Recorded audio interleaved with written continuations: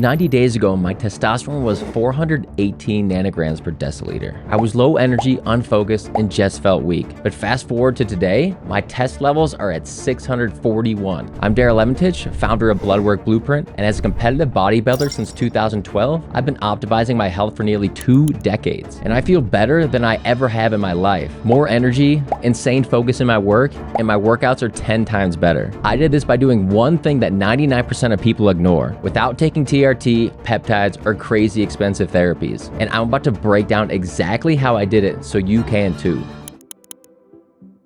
This wasn't my first attempt at fixing testosterone naturally. Let me take you back to where this journey really began. After my last bodybuilding competition, my testosterone crashed to a shocking 193 nanograms per deciliter. Yes, you heard that right, 193. That's lower than many 80-year-old men. And here's what happened. I was overtraining. Hard, 6 days a week in the gym, 2 cardio sessions daily, and living in a severe calorie deficit. My body was flooded with cortisol, and my testosterone paid the price. But the good news is, just taking a full week off from the gym, getting plenty of rest, and eating at a calorie surplus with critical fats and nutrients, my levels bounced back to 359 nanograms per deciliter in just 2 weeks. That was a wake-up call. I realized how dramatically lifestyle factors affect hormones. So I decided to get serious about optimizing my testosterone naturally. My first attempt got me from 364 to 488 in 8 weeks. A solid improvement, but I still wasn't feeling optimal. I knew I could do better. That's when I developed what I call now the 8-step testosterone ladder, a comprehensive approach that finally got me to 641 nanograms per deciliter and feeling better than ever. So what exactly is this 8-step testosterone ladder? It's a systematic approach to optimizing your hormones naturally, and it starts with understanding one critical concept that most men completely miss. The first step in the testosterone ladder is understanding pillar synergy. Most guys try to fix their testosterone by focusing on just one thing. Maybe they start taking supplements, or they change their diet, or they hit the gym even harder. But here's the truth. Sleep, exercise, diet, and stress management aren't separate factors. They're part of one interconnected system. I call this the libido flywheel. When you improve one pillar, it amplifies the others. Better sleep leads to better workouts lead to better stress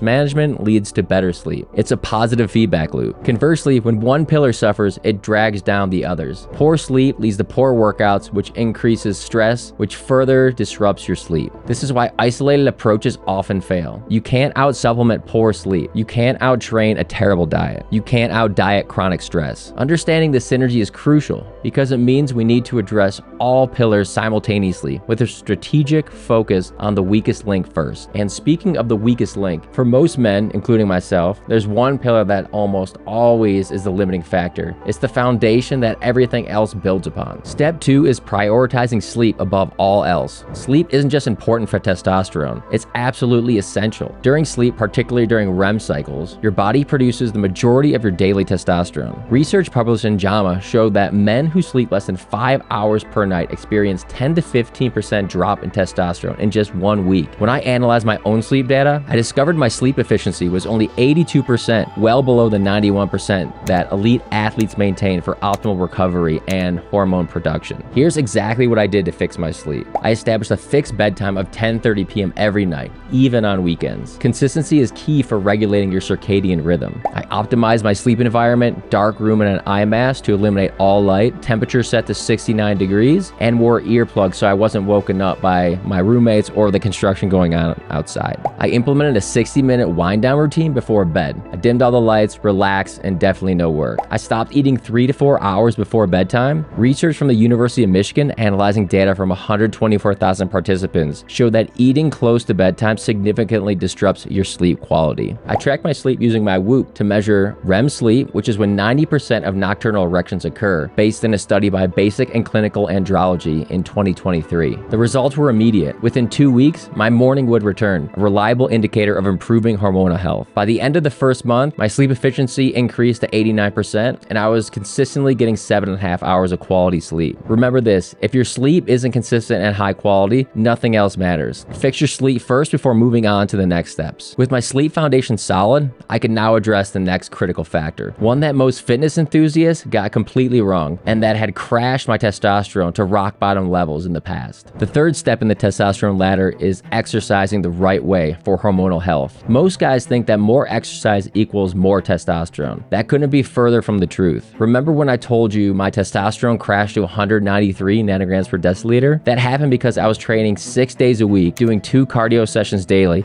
while in a caloric deficit. I was literally exercising my testosterone away. Research published in Sports Health in 2012 shows that overtraining can increase cortisol by 30% while simultaneously reducing testosterone by 36%. What's worse is this hormonal disruption can take up to 3 months to normalize. The key is finding the sweet spot, enough exercise to stimulate testosterone production without triggering critical stress and cortisol elevation. Here's how I restructure my exercise routine. If you're training 4 to 5 days a week or more and feel run down, implement a 2 to 4 week deload period. I cut my training volume by 60%, focusing on quality over quantity. Instead of 6 days a week, I train 3 days per week with more rest between sessions. If you're training 1 to 2 days per week or less, add 1 to 2 full body strength training sessions, plus maybe 1 to 3 days of zone 2 cardio, low intensity, steady state. Focus on compound movements that activate large muscle groups like squats, deadlifts, bench press, rows, overhead presses. Focus on activation and stimulation. You don't need to max out and go to failure on every set. Implement strategic high-intensity interval training combined with heavy resistance training. A 2021 study by Ambrosi and colleagues showed that this combination increased testosterone by 37% while simultaneously decreasing cortisol by 12% after just 8 weeks. The goal is muscle activation and blood flow without chronic fatigue. Your workout should energize you, not deplete you. Within a month of optimizing my exercise routine, my recovery improved dramatically. My resting heart rate dropped by 8 beats per minute, and my heart rate variability increased significantly, both indicators of better recovery and lower stress. With sleep and exercise dialed in, I turn my attention to the next critical factor, one that most men get completely wrong when they try to boost their testosterone. Step 4, optimizing your diet and body fat percentage. Most guys think that boosting testosterone requires a diet of nothing but steak and eggs, but the research tells a different story. A comprehensive study from 2018 published in the European Journal of Clinical Nutrition revealed that men following a Mediterranean diet experience a 37% improvement in erectile function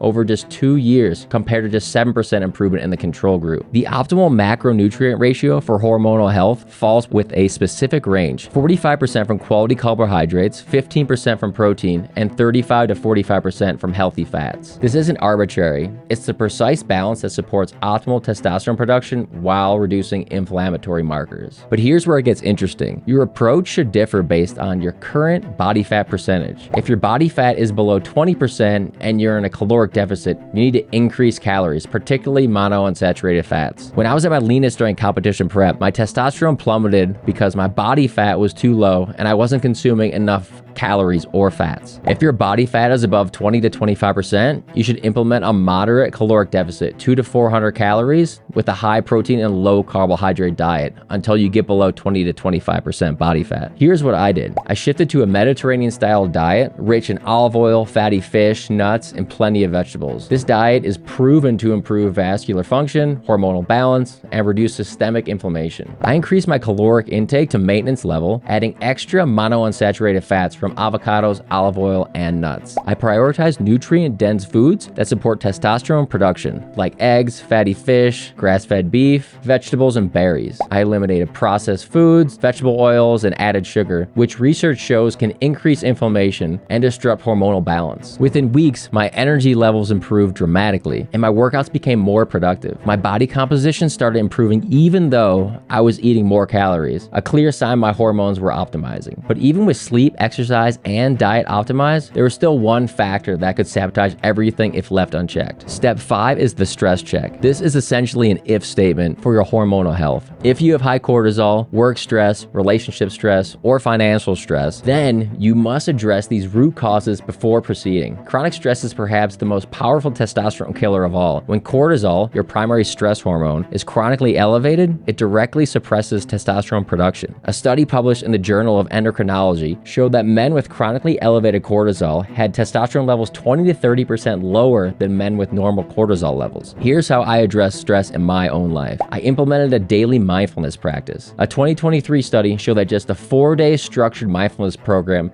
can reduce cortisol levels by 20%. I add a recovery protocol like massage therapy, which research shows can help you fall asleep 15 to 20 minutes faster and improve sleep efficiency by 10% based on a 2025 study. I set clear boundaries of no work 60 minutes prior to bed. Remember, if you're chronically stressed, no amount of supplements or optimization in other areas will fully compensate. Address the root causes of stress first. Now, with the foundational pillars in place, I was ready to add the final piece that would take my testosterone to the next level. Step 6 in the testosterone ladder is implementing a strategic supplement stack. I want to be clear, supplements are exactly that, supplemental to the foundation we've already built. They can't compensate for poor sleep, excessive stress, or terrible diet, but when added to an optimized lifestyle, they can provide that extra 10 to 20% boost. I divide supplements into 2 tiers. The first being foundational, a high quality multivitamin to cover basic micronutrient needs, vitamin D3 with K2, magnesium glycinate, which helps you fall asleep and also lowers cortisol levels, zinc, which is essential for testosterone synthesis, and boron. Studies show it can increase testosterone by reducing your SHBG. And lastly, ashwagandha. Clinical trials demonstrate 14 to 70% increase in testosterone while reducing cortisol. The second tier are testosterone boosters. You can start with Tonga Ali. Research shows it can improve testosterone by up to 37% while lowering cortisol by 17%. Fenugreek extract has demonstrated testosterone increases ranging from 12 to 28% in multiple clinical trials. I started with tier 1 supplements for the first month,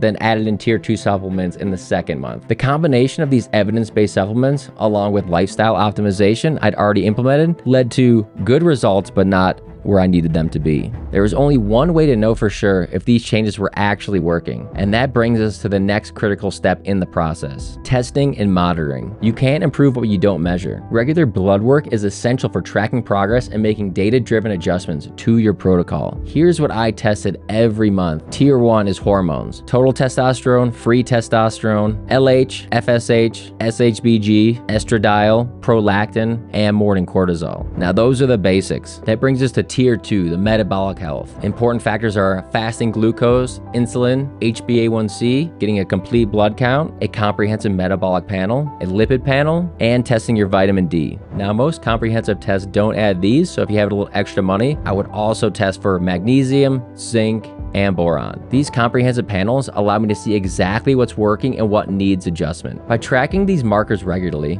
I can make precise adjustments to my protocol and see the direct impact on my hormones. And implementing all these steps, my total testosterone increased from 418 to 641 nanograms per deciliter in 90 days, a 53% improvement. My free testosterone, which is what really matters for energy, libido, and muscle growth, increased proportionally as well. Even if you've done everything right, your testosterone could still be low, like mine. That brings us to the final step. Step 8 in the testosterone ladder is the enhancement ladder. But this is only for those who have optimized everything else and still have clinically low testosterone. This is a progressive approach that medical interventions, starting with the least invasive option and only escalating when necessary. For starters, you could try enclomiphene. Start with 6.25 milligrams daily and titrate up based on your results. Retest the first month and then every 1 to 2 months after that until you fully dial it in. If your total T and free T plateau, titrate up until 25 milligrams daily.